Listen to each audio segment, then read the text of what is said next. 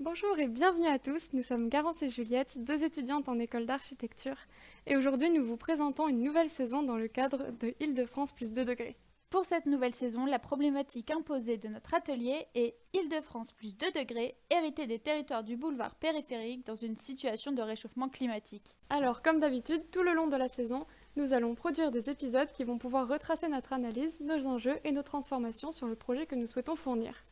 Et comme toujours, une petite introduction de notre thématique avec des vidéos et des podcasts qui présentent notre problématique, ici le boulevard périphérique de sa construction à aujourd'hui. Bon visionnage! Faire le tour de Paris en voiture sans rencontrer un seul feu rouge, ce ne sera plus un rêve. En effet, la construction du dernier tronçon du périphérique vient de s'achever.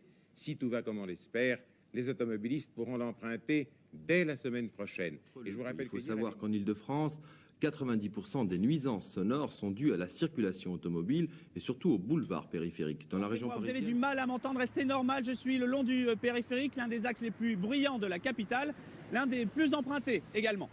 Chaque jour, près d'1 200 000 véhicules circulent sur cet anneau de 35 km, situé à 5 km seulement du centre-ville, une situation unique au monde. Inauguré le 25 avril 1973 après 17 ans de travaux pharaoniques, le périph' concentre certains jours jusqu'à 30% du trafic routier francilien. Et tout ce petit monde ne roule pas bien vite.